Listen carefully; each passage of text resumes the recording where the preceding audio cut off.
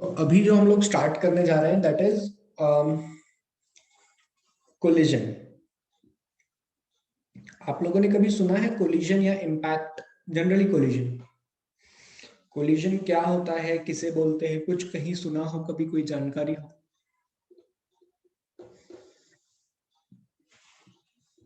Collision word का simple meaning है दो बॉडीज का टकराना, और अगर इसे टेक्निकल भाषा में कहूं तो दो बॉडीज का शॉर्ट पीरियड ऑफ इंटरवल के लिए एक दूसरे के कांटेक्ट में आना, उसे हम क्या कहते हैं?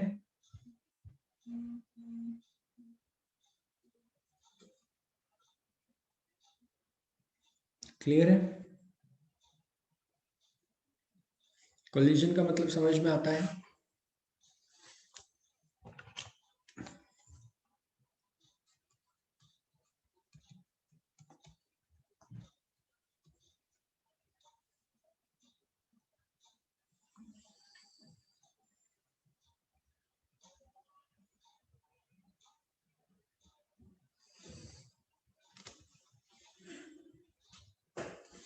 ठीक है, तो अभी कोलिजन होता क्या है, इसको पढ़ना क्या है? तो collision is nothing, it is simply a interaction between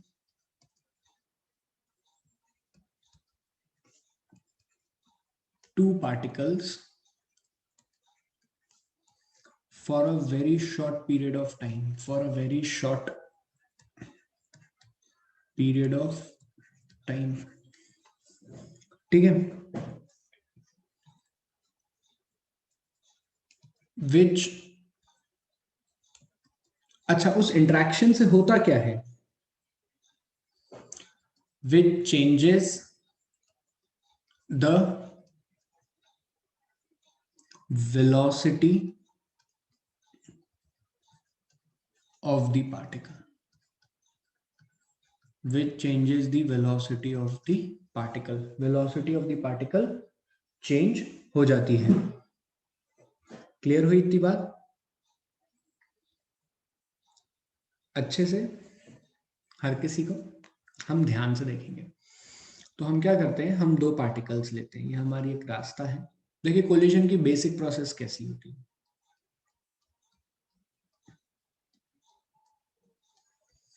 मान लीजिए, ये मैंने माना है, हाँ, पार्टिकल का मोशन किसी भी डायरेक्शन में हो सकता है, मैं अभी फिलहाल के लिए ऐसा मान रहा हूं।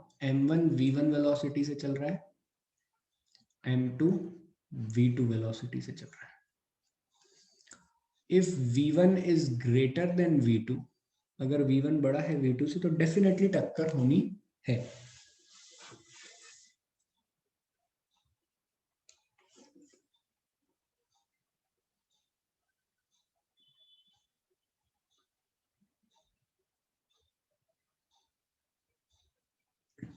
क्लियर है?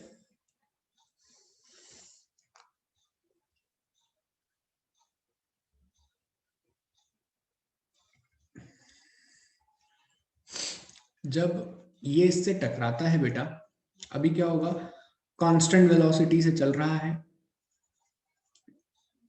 ये इससे टकराएगा तो ये इसके साथ पास में आएगा।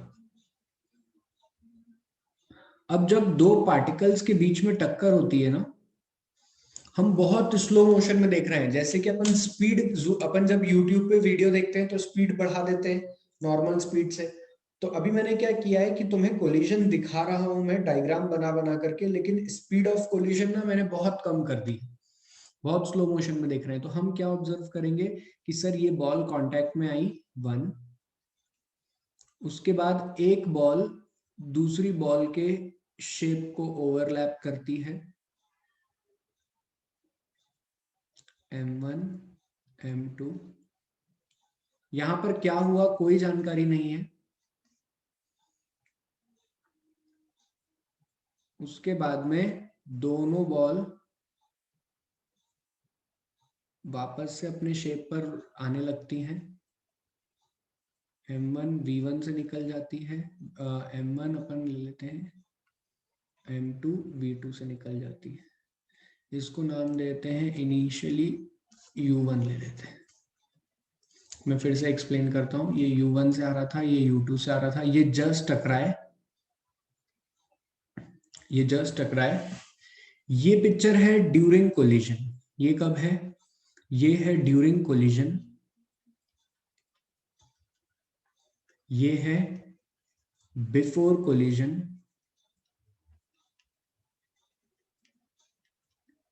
और ये है आफ्टर कोलिजन।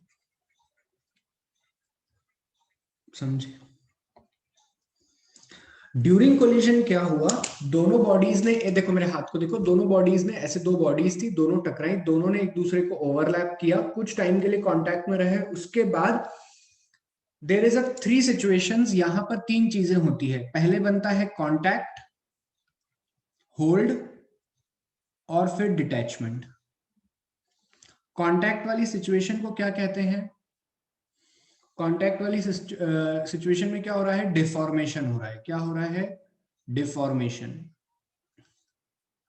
ठीक है। होल्ड वाली सिचुएशन में जितना डिफॉर्मेशन हो गया, उस कोई नई वेलोसिटी x से पूरा सिस्टम चल रहा होता है। हमें नहीं पता वो वेलोसिटी कितनी, क्योंकि वो इतना शॉर्ट पीरियड होता है कि उसकी वेलोसिटी हम निकाल नहीं पा रहे।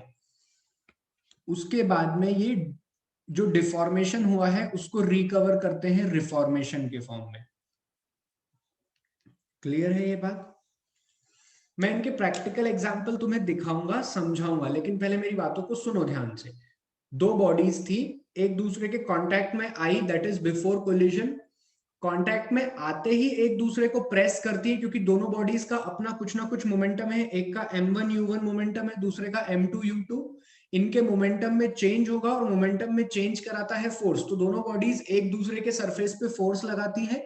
अब दोनों अगर अलग अलग सरफेस की बनी हुई है तो कोई सरफेस पिचक जाएगा, कोई सरफेस नहीं पिचकेगा।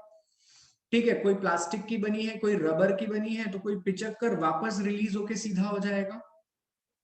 ठीक है। तो इनिशियल स्टेज में क्या होता है? इनिशियल स्टेज में क्या होता है? डिफॉर्मेशन होता है। डिफॉर्मेशन के बाद में थोड़ी देर के बाद में वापस रिफॉर्मेशन चालू होता है, और जो ओरिजिनल शेप पहले था वही ओरिजिनल शेप लेकर के दोनों अलग अलग वेलोसिटी से मूव करने लग जाते हैं। हो सकता है एक ही डायरेक्शन में मूव करे, हो सकता है अलग अलग डायरेक्शन में मूव करे। That is purely on the conditions of collision and mass. Clear है बात? On the conditions of velocity and mass. Clear हुई ये बात सभी को? अच्छे से प्रोसेस समझ में आई कोलिजन की क्या होती है? चलो लिखो पहले इतना, फिर टेक्निकल टर्म्स पे आएंगे। पहले इतना लिखो।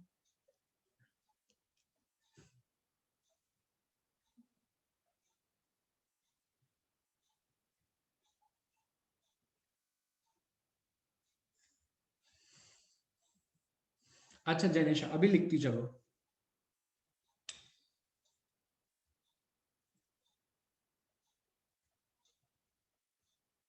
बिल्कुल डिपेंड करेगा मटेरियल पे, डेफिनेटली करेगा।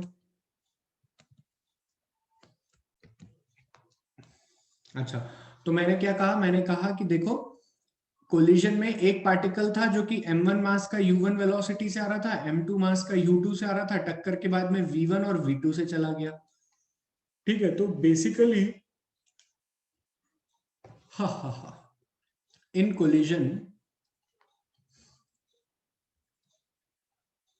only redistribution of momentum take place. Redistribution of momentum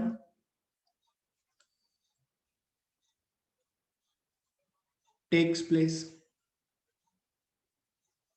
मतलब ऐसा था कि पहले देखो, मेरी बात ध्यान से सुनना। इनिशियली इन दोनों को जोड़ दें तो कुछ 50 यूनिट का मोमेंटम था, जिसमें से इसके पास 40 था और इसके पास 10 था। अभी भी है तो 50 का ही, लेकिन अब इसके पास 20 है और इसके पास भी 20, इसके पास 30 है। बोलो।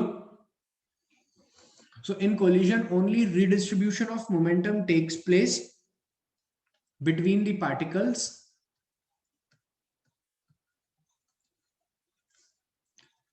and the collision time is very small, and the collision time is very small, and the collision time is very small, which can be neglected,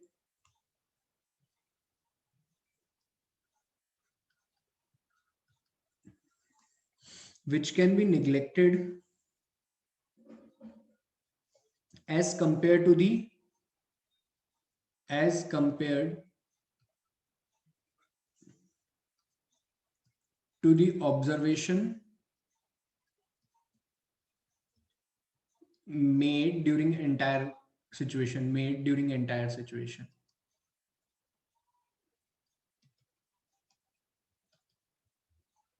ठीक है, ये बात तो समझ में आ गई। दूसरी बात जो काम की है वो ये, कोलिजन में रीडिस्ट्रीब्यूशन ऑफ टाइम बहुत कम लगता है। अच्छा, ये बात तो मैंने लिखवा ही दिया, ठीक है। So we can say that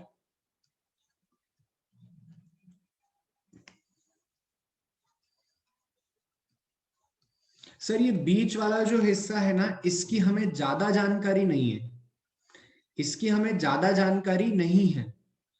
so we can say that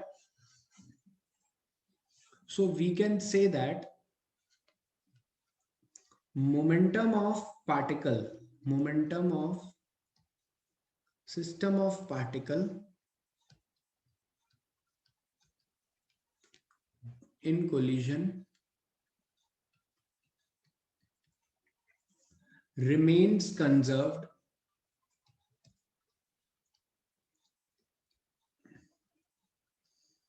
before collision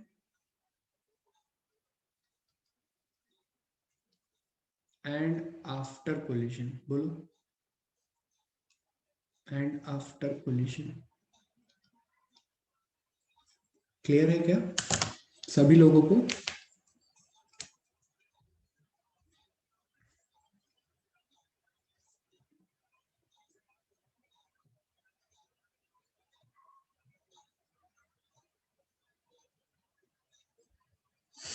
लिखो बच्चों इतना।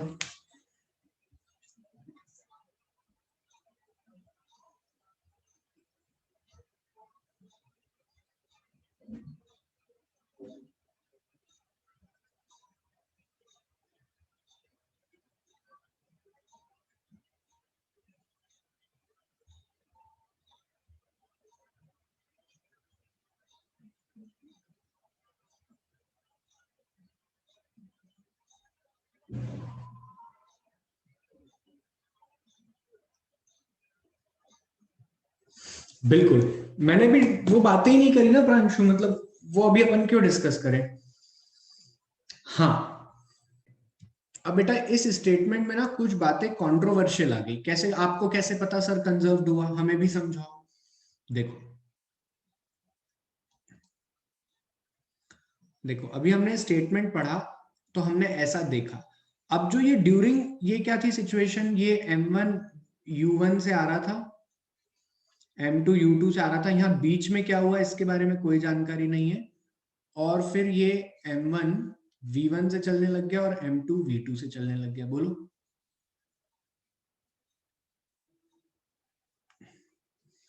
अगर हम बीच की सिचुएशन को ध्यान से देखें तो बीच की सिचुएशन में दोनों के बीच में कुछ कांटेक्ट हुआ है, दोनों के यहाँ पे बीच में कुछ कांटेक्ट हुआ है। इस कांटेक्ट से इस पर एक फोर्स आया है F और इस पर भी एक फोर्स आया है F।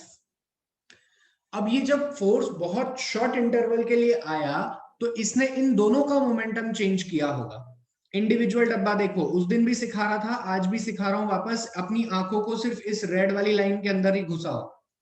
तुम क्या कहोगे कि अरे यार हम तो M×U1 के इनिशियल मोमेंटम से जा रहे थे, हमको एक इंपल्स मिला इस बॉल के कारण, जिस कारण हमारा मोमेंटम हो गया M1V1।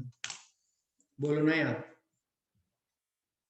बिल्कुल लॉजिकल बोल रहा हूं क्या मैं? ऐसा ही दूसरे वाली बॉल पर बैठा हुआ आदमी भी कहेगा। लेकिन अगर मैं कहूं कि ये पूरा सिस्टम एक है, मैं तो भैया दोनों बॉल की पढ़ाई करूंगा एक साथ।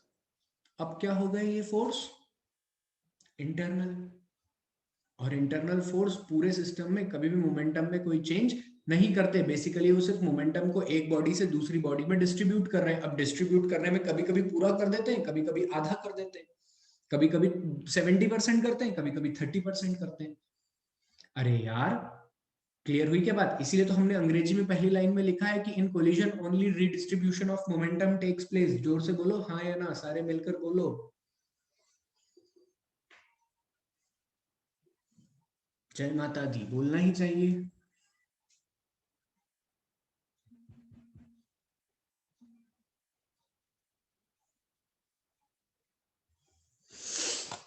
ओके, ये कहानी भी हम समझ गए। यहां तक ना सर हमको सब कुछ समझ में आ रहा है, हम समझ पा रहे हैं। नेक्स्ट देखते हैं। इसको याद, इसको दिमाग में बैठाए रखोगे तो मैं आगे की बातें बताऊं, है ना। एक टर्म पढ़नी है यहां पे हमें, लाइन ऑफ इम्पैक्ट। और जितने शब्द मैं इसमें बोलूंगा उतने ध्यान से सुनना। लाइन ऑफ इम्पैक्ट क्या होती है ये?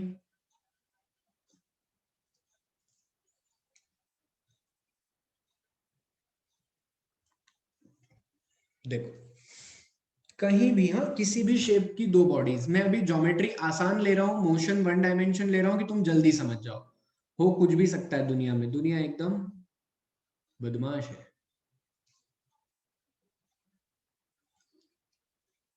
थोड़ी देर में ये दोनों टकराए,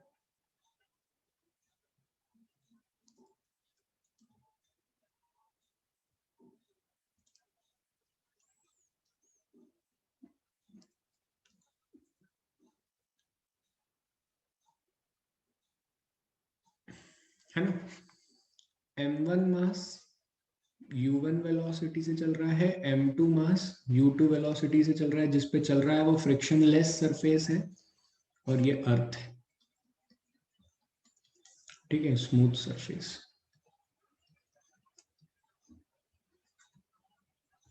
u1 ग्रेटर देन u2, टक्कर होना निश्चित है ना। टक्कर हुई तो मुझे बताओ, दिस इज द पॉइंट ना जहां पे पहला कांटेक्ट हुआ है।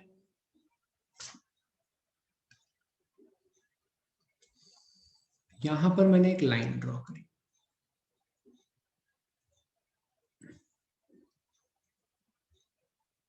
ठीक है। इस लाइन को कहते हैं कॉमन नॉर्मल। क्या कहते हैं? Common normal. एकदम सिंपल सी बात है, कॉमन नॉर्मल, दोनों पे लाइन देखें तो दोनों सर्कल पर ये परपेंडिकुलर है लाइन। क्लियर है? Common normal.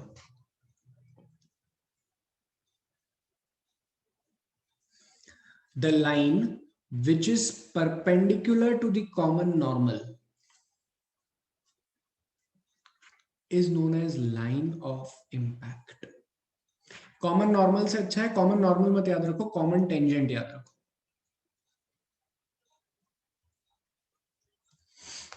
The line which is perpendicular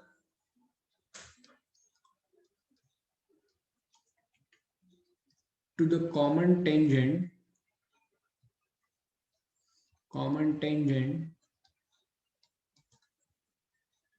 between two surfaces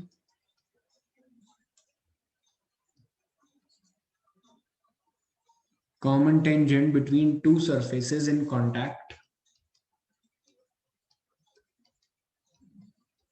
between two surfaces in contact is called line of impact.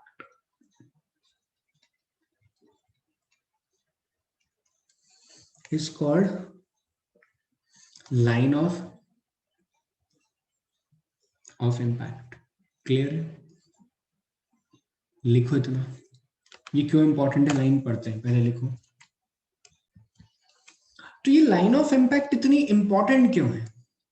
अपन ना चार डायग्राम बनाते हैं और इन सब में लाइन ऑफ इम्पैक्ट तुम लोग मार्क करोगे, फिर इसकी इंपॉर्टेंस अपने आप समझ जाओगे। देखो, ये एक बॉडी है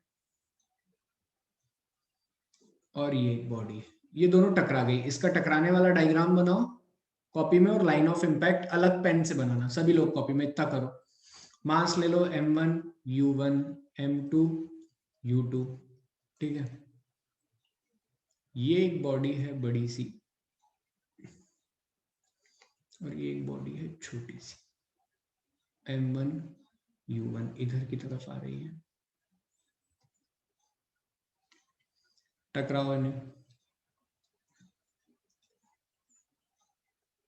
ये एक ऐसा डब्बा रखा हुआ है और एक बॉल ऐसी आ रही है, नीचे गिरा देंगे बॉल को, चलो। बॉल नीचे गिर गई, ठीक है।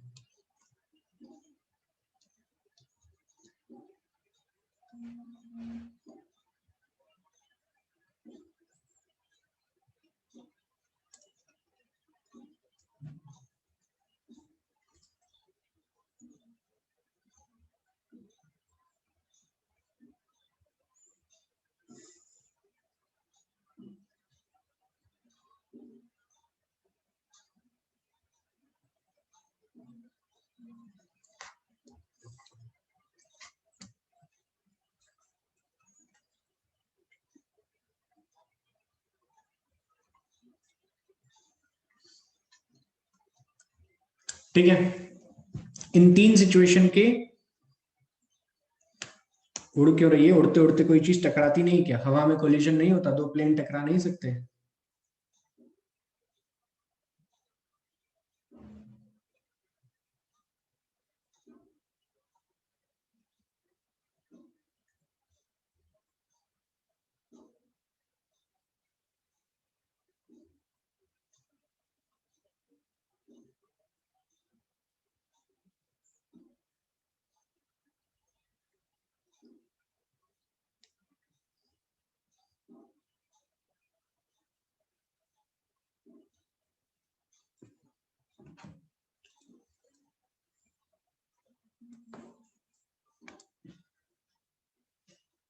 हाँ, बना के बताओ बेटा।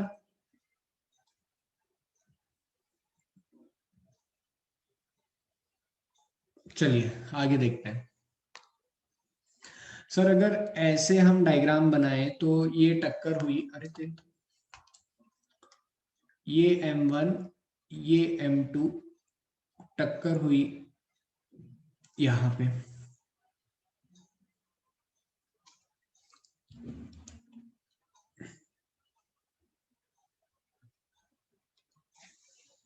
तो ये होगी ना common tangent, this is CT। तो लाइन ऑफ इम्पैक्ट ये हुई।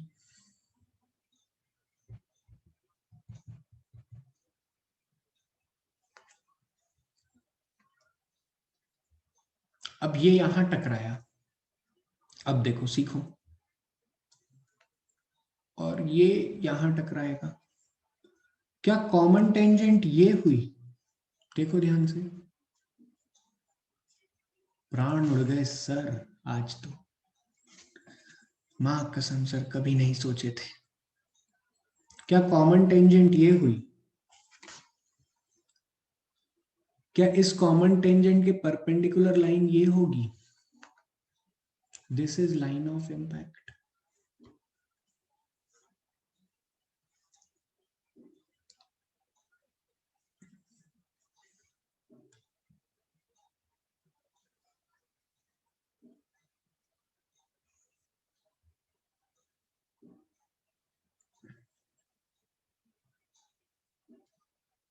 अब ये जब इससे टकराया होगा सर,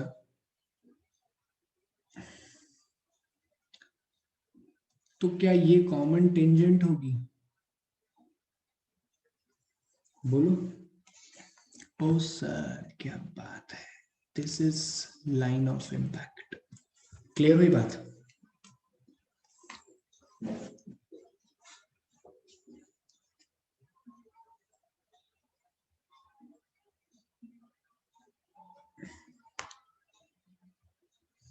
अगर तुम ध्यान से देखो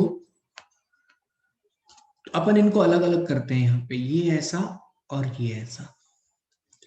क्या इसने इम्पल्सिव फोर्स और इस पे इम्पल्सिव फोर्स ऐसे इसी जगह पर आया होगा? इसको देखो तो ये डब्बा, ये सरफेस और ये सरफेस, क्या इम्पल्सिव फोर्स दोनों सरफेस पे इसी जगह आए होंगे?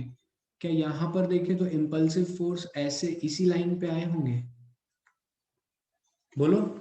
इम्पल्सिव फोर्स, वो फोर्स जो कि झटका पैदा कर रहा है कांटेक्ट में आने पे, क्या वो यही आए होंगे? यही आए होंगे। इसका मतलब मैं बोल सकता हूं कि लाइन ऑफ इम्पैक्ट को पढ़ना इसलिए जरूरी है क्योंकि इम्पल्स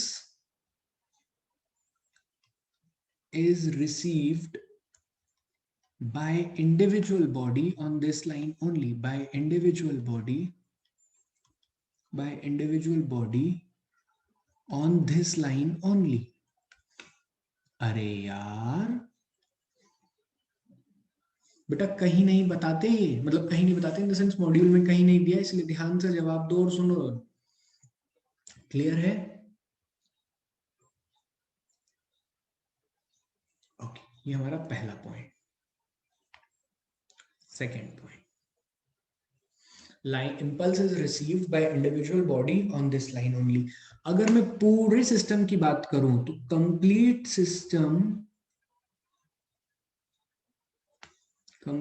सिस्टम मोमेंटम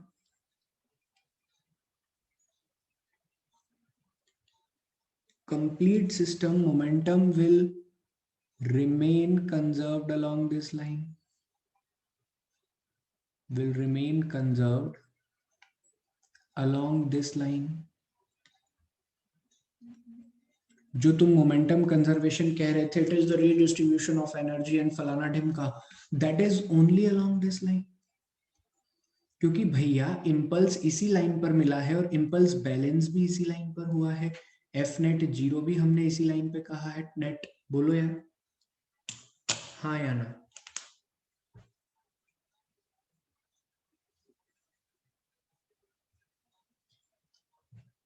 जरा लिखो इतना।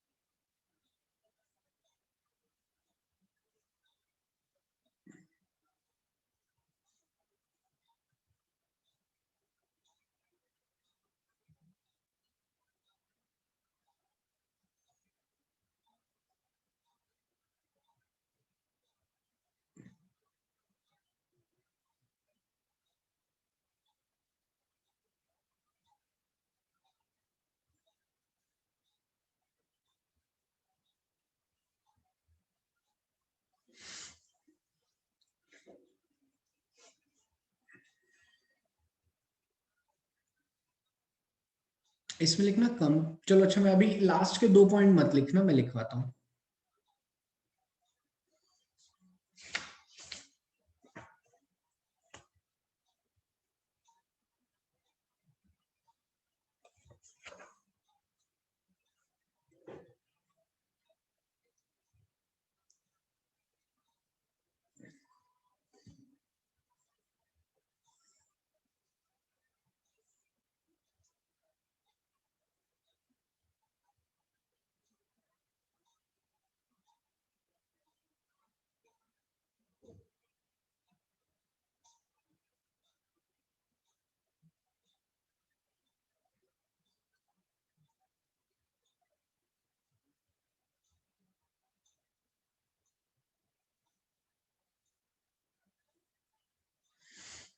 अभी हाँ, अब लिखो इसके नीचे, मैं अंग्रेजी में बोल रहा हूं, मैं अंग्रेजी में कुछ पॉइंट बोल रहा हूं, लिखो। पहला point, a pair of equal and opposite impulse act along the common tangent, pair of equal and opposite impulse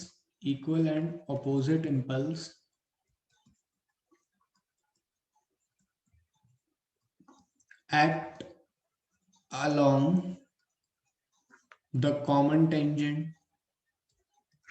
along the common normal या common normal और line of impact,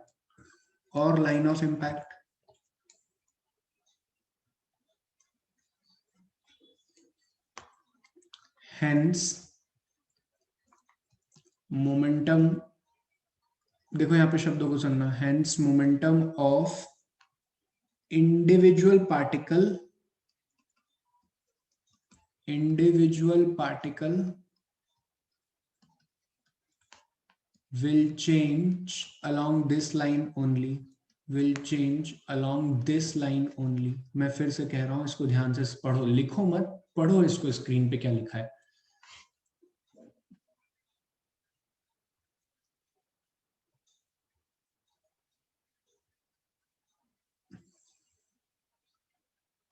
Second, no component of impulse, no component of impulse act along common tangent, along common tangent, hence अगर common tangent पे देखें तो common tangent पे कोई भी impulse नहीं आता। कॉमन टेंजेंट बोले तो क्या, ये जो कॉमन टेंजेंट वाली लाइन है, ये वाली लाइन, ये वाली लाइन और ये वाली लाइन, इस कॉमन टेंजेंट पे कोई इंपल्स आ रहा है क्या? बिल्कुल नहीं आ रहा sir.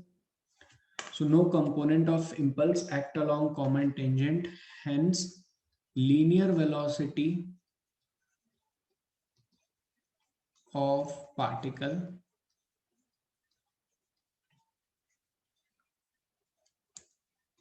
remains constant in this direction, remains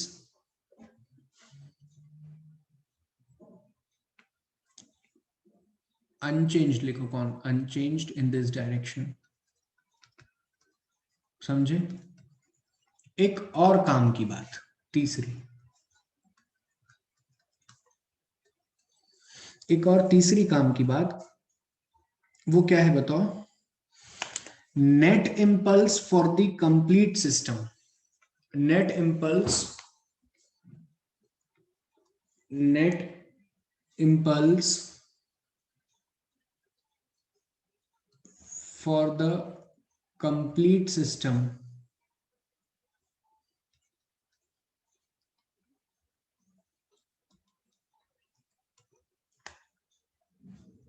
is 0। Therefore, before and after collision, before and after collision, momentum is conserved।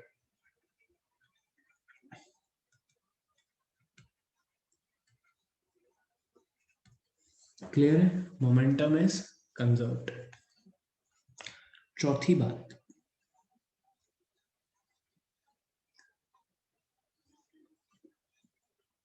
ये अभी तुम्हें समझ नहीं आएगी, इसे रटना अभी जब तक मैं ये टर्म नहीं पढ़ा दूं। Coefficient of restitution, coefficient of restitution is defined along, is defined along line of impact। देखो मैं फिर से कह रहा हूं, ध्यान से सब लोग इन डायग्राम को देखो। इसमें जो ब्लैक लाइन है, इसमें जो ब्लैक लाइन है, सॉलिड ब्लैक लाइन, इस सॉलिड ब्लैक लाइन के, इस सॉलिड ब्लैक लाइन के अलोंग मोमेंटम कंजर्व रहता है। ठीक है? इंडिविजुअल का, सॉरी, पूरे सिस्टम का। मेरी बात को ध्यान से सुनो, इधर देखो, 2 मिनट स्क्रीन पे आओ सभी लोग। ये दिख रही है एक ऐसी ब्लू लाइन तुम्हारे सामने। अब ये 2 बॉडीज इधर टकरा गई, ये मेरे 2 हाथ हैं और ये दोनों इस इधर टकरा गए ऐसे। तुम्हें बिल्कुल क्लियर दिख रहा होगा स्क्रीन पे, एक ब्लू लाइन है और दोनों तरफ मेरे हाथ हैं। बोलो यार। अब ये ब्लू लाइन क्या कॉमन टेंजेंट है? अब ये जो डायरेक्शन है, इस डायरेक्शन में मोमेंटम, मुझे इंपल्स मिला है, मेरे दोनों हाथों को इस डायरेक्शन में झटका मिला है, तो मेरे दोनों हाथों का जो मोमेंटम है वो इस डायरेक्शन में ही चेंज हो सकता है।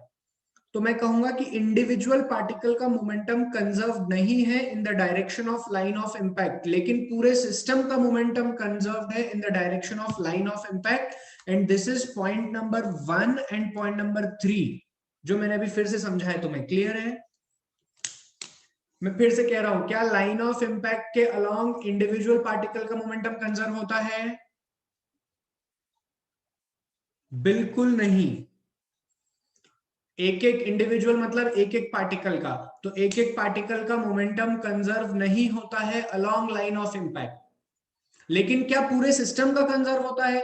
हाँ सर, क्योंकि पूरे सिस्टम के लिए वही लाइन ऑफ इंपैक्ट पे लगने वाले इंपल्स जीरो हो जाते हैं। क्या इंपल्स लाइन ऑफ इंपैक्ट पे लगता है? बहुत काम की बात बोल रहा हूं मैं, क्या इंपल्स लाइन ऑफ इंपैक्ट पे लगता है? जी हाँ, impulse act along line of impact. लिख लेना भैया, मेरे माँ बोलना मत मेरे को बाद में। इंपल्स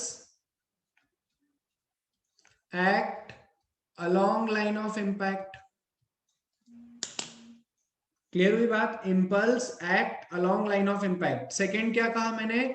लाइन ऑफ इंपैक्ट के अबाउट इंडिविजुअल पार्टिकल का मोमेंटम कंजर्व नहीं होता है, लेकिन पूरे सिस्टम का मोमेंटम कंजर्व होता है। ये दोनों बातें क्लियर हैं? पॉइंट नंबर 1, 3, 5 क्लियर है?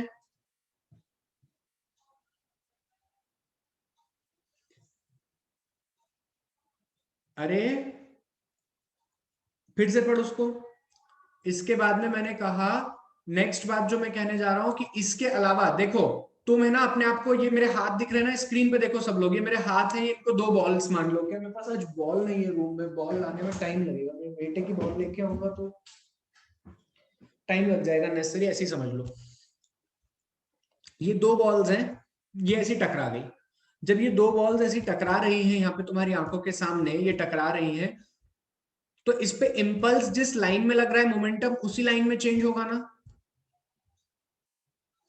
इसके अलावा y z कोई सा भी डायरेक्शन हो, इस पे तो इंपल्स आया ही नहीं, तो इस पे तो इंडिविजुअल पार्टिकल का भी मोमेंटम चेंज नहीं होगा और सिस्टम का भी चेंज नहीं होगा।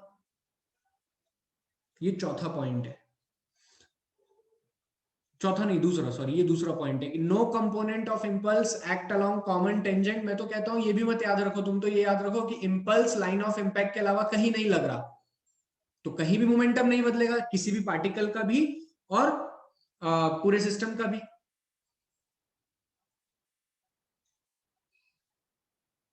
और फोर्थ पॉइंट तुम्हें याद रखना है, रटना है उसे, अभी सिखाऊंगा वो क्या होता है। पहले इतना लिखो सभी लोग जल्दी। अभी मैं ना एनर्जी और मोमेंटम के कॉन्सेप्ट और बताऊंगा। अभी मैं बात करता हूं, एक टर्म आया बीच में पढ़ते पढ़ते, कोएफिशिएंट ऑफ रेस्टिट्यूशन।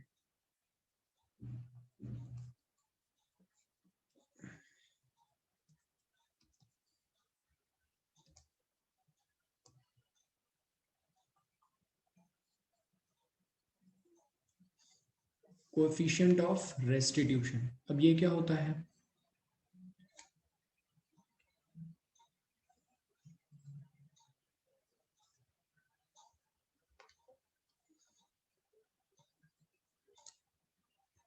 देखो, ये कार है,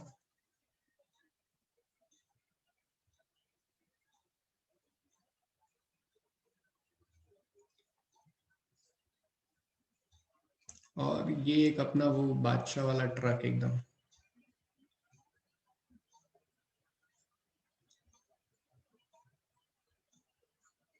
है ना? ये कैपिटल मास, ये स्मॉल मास, ये v1 वेलोसिटी, ये v2, इन दोनों के बीच में एक टक्कर हो गई। क्या हो गई? एक टक्कर हो गई यहाँ पे।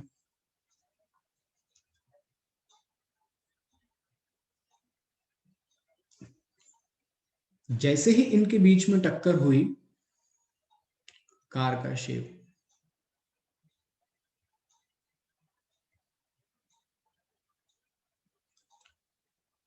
बस का शेप, ये ट्रक का शेप,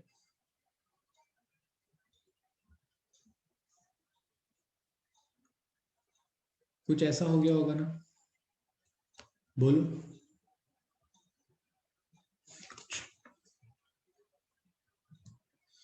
अब यहीं पर एक बॉल थी और ये दूसरी बॉल थी, tennis ball, m1 v1 m2 v2, ये टकराई, ओवरलैप हुआ, ऐसा, और बाद में अपने अपने रास्ते चल दी। टक्कर यहां भी हुई है, टक्कर यहां भी हुई है, लेकिन यहां पर शेप में कोई चेंज नहीं आया, शेप ऐसा ही रहा, और यहां पे शेप में चेंज आ गया। बोलो, अगर मैं तुम्हें इस बात की फील कराऊं, अगर मैं तुम्हें इस बात की फील कराऊं, तो क्या मैं ऐसा कह सकता हूं कि एनर्जी का कुछ part work done in changing the shape of the body में चला गया? अरे यार, काइनेटिक एनर्जी का कुछ पार्ट, टोटल एनर्जी का नहीं, क्योंकि टोटल एनर्जी तो बहुत चीजों से मिलकर बनती है, लेकिन काइनेटिक एनर्जी का कुछ पार्ट ट्रक और कार के केस में शेप चेंज करने में चला गया। इज काइनेटिक एनर्जी का कुछ पार्ट शेप चेंज करने में चला गया। अच्छा सर, हुआ क्या होगा? शुरुआत में जब टक्कर हुई होगी तो पहले हुआ होगा डिफॉर्मेशन, एकदम डिफॉर्मेशन हुआ होगा। फिर सेकेंड स्टेप में हुआ होगा रिफॉर्मेशन, लेकिन जितना डिफॉर्म करा ना उतना रिफॉर्मेशन नहीं हो पाया, डिफॉर्मेशन ज्यादा हुआ, रिफॉर्मेशन कम हुआ। बोलो, यहां पे तो यही दिख रहा है सर लक्षण में। यहां पर क्या हुआ होगा?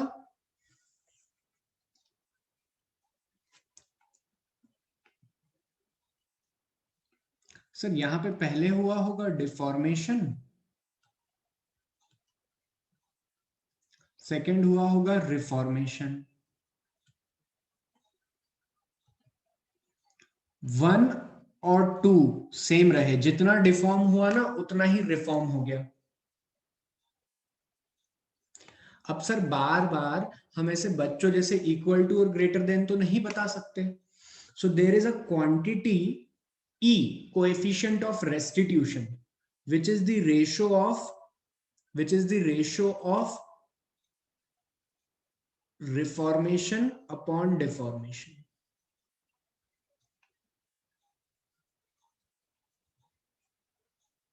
which is the ratio of reformation upon deformation।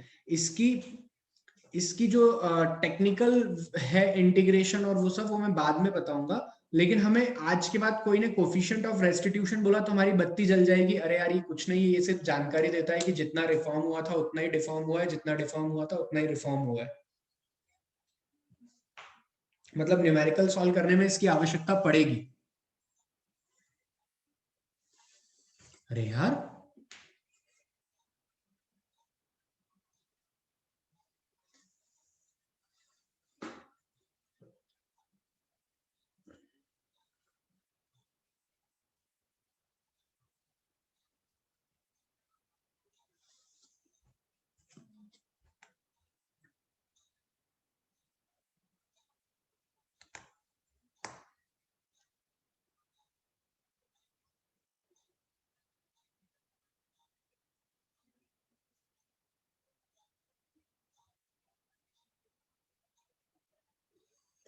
समझे?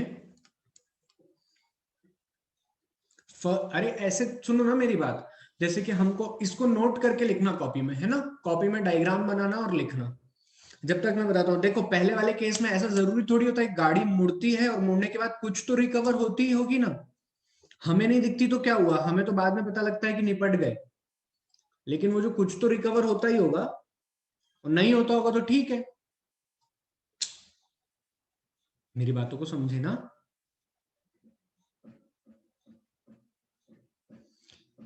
चलो लिखो, इतना लिखो फटाफट।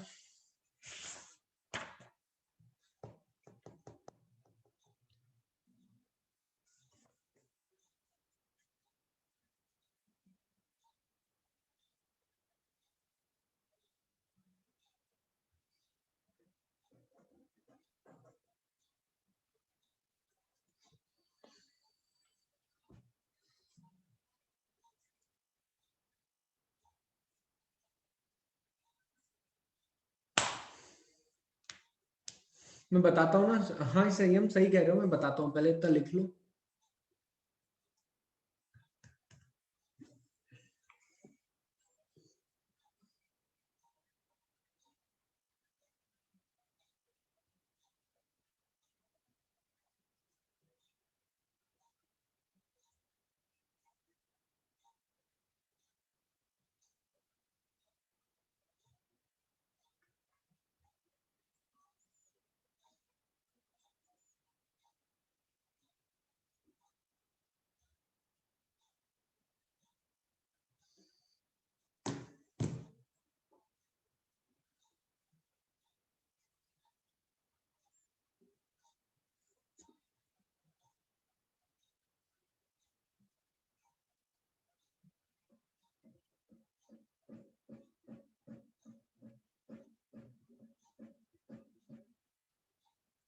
लिख लिया सभी ने?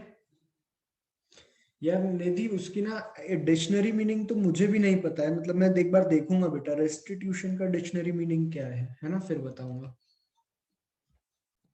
Restitution means condition of restoring, या कैसे रीस्टोर करना उस चीज को। तो रीस्टोर करते टाइम डिफॉर्म और रिफॉर्म सेम हो गया तो कंप्लीट रीस्टोर, और नहीं हुआ तो हाफ रीस्टोर, 70% रीस्टोर, ऐसा।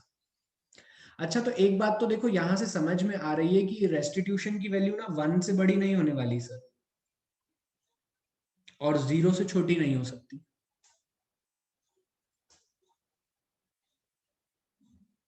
तो हम यहाँ पे एक बात तो लिख ही लेते हैं नोट करके, restitution value is less than, और ये इस सिचुएशन में ही रहेगी हमेशा।